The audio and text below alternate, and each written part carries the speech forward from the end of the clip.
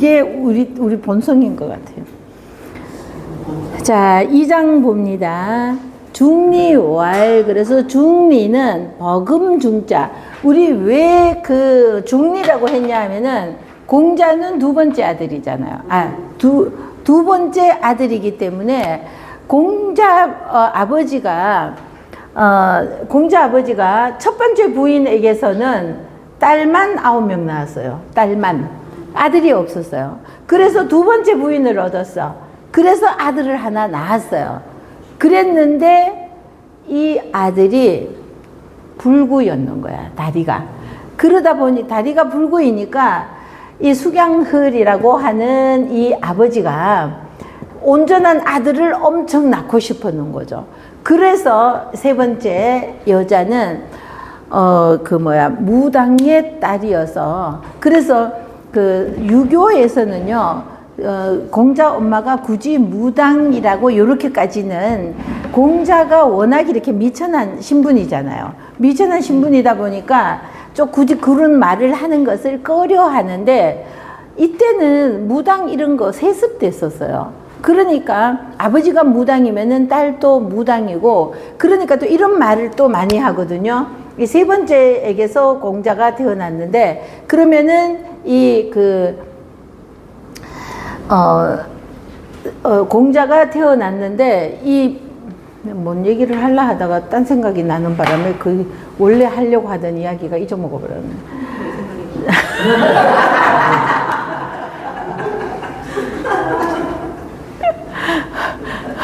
흥분돼요, 생각하다가. 그래서 이제 생각 안 나니까 그냥 넘어가고. 첫 번째는 딸이 9명이고, 두 번째는 아들이 하나 있었는데, 이 세 번째는, 안징제라고 그래요, 엄마가. 안징제라고 하는 이 엄마에게서 공자가 태어났는데, 이 유교에서는 이럽니다. 심지어는 기생이라는 소리도 있어요. 기생이라는 소리도 있고, 그냥 잔치집에 가서 솜씨가 있어서 음식 같은 거 만드는 거 잔치집에 가서 도와주었다 이러는데, 제가 보기에는 아버지가 남자 아버지가 무당이었기 때문에, 그 무당 노릇을 하면은 이 잔치라고도 이렇게 표현하는 게 뭐냐 하면은 굿하잖아요. 굿하면은 음식 많이 차려놓죠. 그러고 막 줄타기 하거나 도끼 칼날 막 올라서고 이런 거, 하여튼 굿할 때 굿 구경 해보셨나요? 깽가리 치고 막 춤추고 막 이러잖아요. 그러니까 어쨌든 음식은 많이 하고, 그러니까 잔치라는 표현은 했는 것 같은데, 이 집 저 집 다니면서, 대갓집 다니면서 이러는 것은, 안진제가 무당이니까 이런 데 가가지고 이제 굿 같은 거 해주고, 제사 지내는 거 도와주고, 이런 것을 하다 보니까 잔치라는 말도 있었다는 거죠. 그러니까 이렇게 공자는 이렇게 아주 신분이 미천한 신분이었다는 거죠. 그런데 아버지는 공자가 3살 되던 해에 죽어버렸거든요. 아주 어렸어. 워낙 아버지가 이 안징제하고는 거의 50년 차이가 나는 할아버지라고 해도 되는 이런 사람이 결혼을 했으니까, 그럼 이 안징제는 어쩌다 보니까, 하여튼 이 가정은 아시죠? 어떻게 해서 안진제랑 숙양흘이 결혼을 했는지는 말씀드렸잖아요, 여러 번. 다시 안 드려도, 안 해도, 다시 설명 안 드려도 되죠? 회장님? 한 번 더, 다시. 자, 숙양흘은 이 송나라가 있잖아요. 원래는 송나라 귀족이라고 그럽니다. 그러면 이 송나라는 또 어떤 나라였어요? 은나라가, 그렇죠. 이 은나라가 주나라에서 무왕이 은나라의 주왕을 무너뜨리고, 그리고 이렇게 이제 은나라를 멸망시키고 주나라 천지가 되었잖아요. 주나라 천하가 되었을 때, 이 은나라의 왕의 후손을 찾아내 가지고 니네 조상을 받들어 모셔라. 여기에서 나오는 노구로 땅을 이만큼을 주면은 거기에서 백성들이 내는 이거 있잖아요. 이걸로 조상들 모셔라. 그 은나라 시조인 탕왕은 성왕으로 이렇게 추대받고 하니까 하여튼 이거를 모셔라 그래서 준 나라가 송나라였고 이 송나라의 귀족이었어요. 그러는데 하라숙양열의 아버지인 할아버지 대에서 내분이 일어난 겁니다. 송나라에서. 원래는 그대로 정식적으로 하면은 송나라를 물려받을 수 있는 지위에 있었는데 내분이 일어나면서 어쨌든 여기에서 살 수가 없으니까 망명을 떠난 것이 노나라로 온 거죠. 그래서 노나라에 오다 보니까 마땅한 높은 벼슬이거나 이런 것은 못하고 군사가 되었는데 군사 중에서도 높은 군사가 아니라 지금 말단에 있는 요런 군사가 되었죠, 아버지가. 이 군사가 되어서 그러는데 이제 이렇게 난리가 일어났어요. 난리가 일어났는 이 싸움터에서 요 성문이 이거 내리듯이 이런 문 있잖아요. 이렇게 여는 게 아니라 위에서 이렇게 내려오는 이런 문이 있는데 이게 게임에 빠져가지고 이 적군들이 도간에 이 사람들을 몰아놓고는 도간에 든 지를 만들려고 요거를 이제 이 무성문을 내리는 겁니다. 그러면 꼼짝없이 이 사람들은 갇혀서 죽을 수밖에 없는 이런 상황인데 공자님도 굉장히 풍채가 좋았다고 그러거든요. 힘도 세고 풍채가 굉장히 크고 뭐 이랬다고 그러는데 그 아버지인 이 숙양을도 굉장히 힘도 세고 풍채가 좋았다고 그래요. 그러니까 이 숙양을이 그 내려오는 이것을 막는 겁니다. 손으로 떠받쳐 가지고. 그러고는 여기에 갇혀 있는 우리 군사들을 다 빼내는 거죠. 그러고는 자기가 마지막으로 나오면서 내리게 됐죠. 그래서 이것으로 이 시대에서는 이렇게 일한 것은 영웅이 되는 거죠. 이 사람은 많은 사람 군사들을 죽음에서 건져낸 사람이 되었죠. 그래서 이렇게 영웅이 되었으면은 나라에서 아이고 잘했다 하고 상은 좀 주었겠죠. 그러나 워낙 가난한 더군다나 딸이 9이나 돼. 그 딸이 9이나 되고 이러는데 옛날에 망하는 길이 딸만이 놓는 거다 이래기도 했었거든요. 근데 또 시대가 또 어떻게 될 때는 중국에서는 보면은 딸을 낳아가지고 그냥 하는 것이 아니라 시집을 보내면서 돈 받아 먹어요. 그러면 오히려 딸을 낳는 것은 돈 벌기 위한 이러기도 했는데 보통은 딸을 많이 낳는다는 것은 집안을 망친다 뭐 이렇게도 했거든요. 그래서 이렇게 큰 영웅이 되기는 했지만 그것이 부자로 이어주지는 못했어요. 조금 나라에서 상으로 포상은 받았겠지만 큰 부자는 못 됐는데 어쨌든 당시에서는 영웅이 되는 이런 상황이죠. 그러고는 이 안징제의 아버지인 무당에게 어느 날 야 네가 딸이 셋이나 있다면서 그 딸 셋 중에서 아무나 나 좀 주라고 이러는 겁니다. 그러니까 그래도 이 시대에 어쨌든 큰 권력을 가지고 있는 사람은 아니었지만 영웅이고 어쨌든 요 밑에서 예를 들면은 지금으로 벼슬로 말하면 한 소위쯤이나 아니면은 상사나 이 정도의 위치란 말이죠. 이렇게 되니까 이 사람의 말을 이 아버지가 거절하기가 그래서 집에 와서 걱정이 이렇게 근심스럽게 있으니까 딸들이 아버지 무슨 걱정이 있느냐 그러니까 사실은 이 사람이 네 딸 셋 중에서 아무나 나 하나 주라고 한다 이랬더니 언니 세 번째 딸이에요. 안징제는 언니 둘은 이거 그렇게 늙은이한테 나는 시집 안 간다 그러고 언니 둘이 딱 단칼에 막 이러는 거죠. 그러니까 세 번째 딸이 딱 보니까 기가 막히거든요. 그럼 아버지 우리가 만약에 우리 중에 누구라도 한 사람이 안 가면은 아버지 입장이 곤란한 거냐? 그러니까 내가 좀 그렇다. 이러니까 그럼 할 수 없이 언니들은 저러고 제가 갈게요. 이렇게 된 거예요. 그래서 안징제가 수경을에게 시집을 가는데 이제 니구산이라고 그래서 요 요 조금 산이 있으면 산 언덕이 있으면 언덕 밑에 본가에서 같이 사는 게 아니라 여기 따로 이제 집 하나를 해놓고는 이제 수경을은 가끔 한 번씩 들렸는데 애가 생긴 거죠.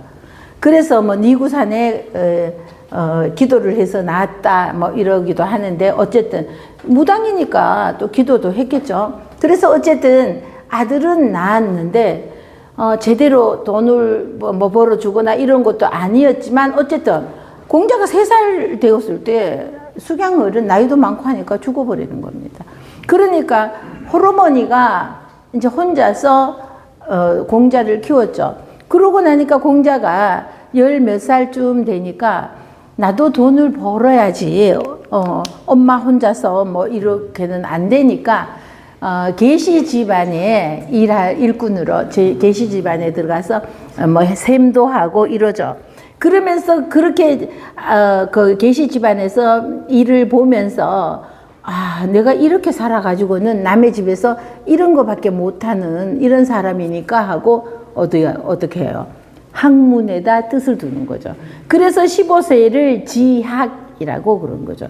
학문에 뜻을 두게 되었다. 그래서 공자 나이가 지학, 이리, 불혹, 지천명, 이순, 종심 이렇게 나이대마다 10년마다 이렇게 이게 나오는데 이거를 보면은요. 그 시대에는 이거 나올 수밖에 없다. 이게 딱딱 맞게 나와요.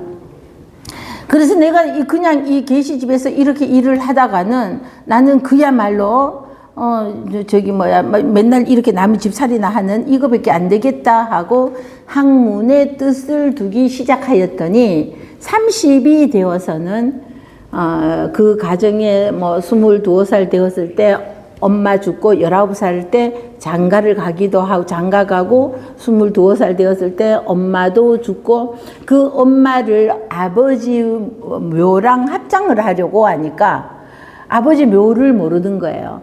그 아버지가 죽고 나니까 이 안징제가 너무 늙은 남자하고 사는 것이 세상 부끄러운 거예요. 그래서 여기에서 떠나갖고 멀리로 와가지고는 아버지 무덤조차도 안 가르쳐 줬어요. 그래서 아버지 무덤도 모르고 뭐 그러니까 공자는 아버지랑 합장을 하고 싶은데 내 엄마 그 큰 집이 그저 큰 엄마도 있고 뭐 그 형도 있고 하는데 거기가 어딘지를 모르는 겁니다. 그래서 모르니까 어디쯤이라는 이것만 알고는 이 사거리에 가가지고요. 빈소를 사거리에다가 차려놓은 겁니다. 빈소를. 근데 내 빈소를 차려놓고 내가 엄마를 무덤 장례를 치러야 되는데 엄마 혼자 떠가는 게 아니라 아버지 옆에다가 이렇게 해야 되는데 그 엄마는 아마 그런 거 굉장히 싫었을 텐데 자 이거를 하는 겁니다. 그래서 빈소를 차려놓고 있으니까 어떤 늙은 할머니가 어디다 이렇게 알려줘. 네가 수경을의 아들이구나. 그래서 니네 아버지 거기 있다 하고 이러면서 이제 형이나 누나들 이런 것도 나중에 논어에 보면은 누나나 조카들 이런 게 나오는 게 형 하나 있었잖아요.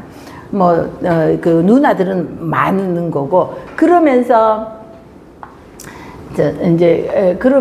이제 장례를 거기에 이제 그 사람이 한 노인네가 알려주어서 장례를 치르게 되었죠.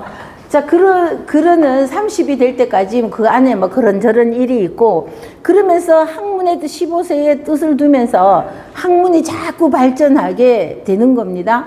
그러니까 이 공자님이 뜻을 두고는 대강한 것도 아니죠. 깊게 파고들었겠죠. 엄청. 그렇게 하노라니 그래서 이 무렵에 30이 되기 전에 아마 25였어 이럴 때 20대 후반쯤 되는 것 같아요. 이때에 우리 도교에서 말하는 공자문예라고 그러잖아요. 공자가 노자에게 예를 물었다. 그래서 공자문예라는 이런 일도 있고, 그러고 돌아와서는 이제 제자들을 기르는 겁니다. 근데 제자들이 나날이 엄청 많이 생겨나고 이러니까 30이 되니까 이 립 설 수 있었다는 거죠. 홀로 설 수 있었다는 것서 선생이 되었다, 이런 뜻으로 볼 수 있죠. 그러고 40이 되었, 그러고 36살 때 되었을 때, 36살 때는 이 노나라에서는 소공이라고 있었는데, 이 소공하고 계시들이 우리 왕권보다 신권이 더 강하니까 이 소공은 계시들 이 세력 앞에서 맥을 못 추고 있던 이런 상황인데, 결국은 이 계시들이 잘못하는 거가, 닭싸움에서 잘못하는 거가 있어서 소공이 이건 잘못한다고 이렇게 했다가, 오히려 얘네들이 맹시, 계시, 숙시가 똘똘 뭉쳐갖고 덤벼드니까 그 당해내지 못해서 망명을 떠나게 되었죠. 그러니까 공자도 소공이 망명을 떠나니까 따라서 망명을 떠나죠. 근데 공자 43세 때 이 사람이 망명지에서 죽게 되니까 되돌아오는 겁니다. 노나라로. 근데 이제 제가 가만히 노나라에 되돌아올 때도 가만히 보면은, 자, 그러면은 43세에 돌아올 때 그 나라에서 벼슬이 못해가지고 막 이러거든요. 그러면은 그 벼슬을 하려고 하면은 그 나라에 있던 신하들이 안 된다고, 저 사람 주장하는 것이 좀 말이 황당하다고 이러면서 못하게 하죠. 만약에 그러면은 받아주어서 벼슬을 했다면은 소공이 죽었다고 노나라로 돌아왔을까, 요딴 생각을 하니 유교 사람들 전혀 미친년 할 수 있죠. 자, 어쨌든 그래서 소공이 죽고 나서는 노나라로 다시 돌아와서 요때를 불혹이라고 하는데, 그러면 왜 요때를 또 40을 불혹이라고 하냐 하면은, 양호가 이때 계시를 또 잡아가두고는 지가 계시의 권한을, 계시는 노나라에서 최고의 권력자예요. 이런 사람을 계시의 집사였던 이 양호가, 윤희 언니 오빠가 그래서 잡아가두고는 자기가 그 권력을 다 가지고 이렇게 하는 겁니다. 그러더니 이 양호가 보니까 공자가 지금 세상에서 명성을 날리기 시작하거든요. 학자로 명성이 이제 꽤 자자해져 있어요. 그러니까 내 반역이 공자를 내 편으로 끌어들이면은 이게 조금 무마될 것 같은, 자, 요러니까 명분이 조금 살아날 것 같은, 이러니까 공자를 오라고 그러는데 공자는 가지 않고, 그죠? 이게 유혹에 넘어가지 않았다. 반역자가 손을 잡고 우리랑 같이 일하자 하는데 내가 거기에 넘어갔더라면은 나도 같이 반역자가 되는데 안 넘어갔다. 이래서 불혹. 그래서 혹자가 미혹할 혹자이죠. 자, 미혹할 혹시 혹자이죠. 요 혹시 혹자의 마음심이 오면은 미혹할 혹, 유혹할 혹이래도. 그래서 아니 불자가 와서 유혹에 넘어가지 않았다. 나하고 벗으라자 하고 꼬시는데 넘어가지 않았다. 그래서 불혹이라고 그러고. 자, 그러는데 요것도 또 제가 또 딴지를 건다면은, 자, 그러면은 공자가 이때의 양호가 부르는 것을 가지 않았다면은, 반역자라고 해서 가지 않았다면은 불혹이라는 것까지 유혹에 넘어가지 않았다고 하면서, 그러면서도 가지 않았다면은 그 이후에도 반역자가 부르면은 절대로 못 간다 이래야써야 됐는데, 그 나중에 두 번이나 반역자들이 공자를 부르는데 두 번이나 다 가려고 했어요. 그러니까 이거는 뭔가가 앞에 양호가 했을 때와 다른 것은 제가 생각하기에 한 25살쯤 이럴 때일 거예요. 그러나 3년상을 하다 보면은 아직 상중이었다는 거죠. 정확하게 나이는 몰라요. 이 무렵쯤에. 그러는데 계신의 집에서 선비들을 불러서 잔치를 베푸는 거예요. 저 선비를 불러서 잔치를 베푸니까 나도 선비야. 내가 15세부터 학문의 뜻을 두고 지금 열심히 10년을 했더니 나도 꽤나 학자라고 할 만한 사람이 됐으니까 나도 갔죠. 그랬더니 그때 양호가 계시의 집사였던 양호가 너 같은 사람을 부른 것이 아니야 이러는 거죠. 지금 이 잔치는 너 같은 것이 오는 자리가 아니다. 이 소리는 뭐냐면 양호는 너 불과 10여 년 전에 이 집안에서 일하던 애였는데 네가 뭔 선비라고 오느냐 막 이렇게 된 거죠. 자, 여기까지 하고요. 이런 얘기가 더 재미있지 않나요?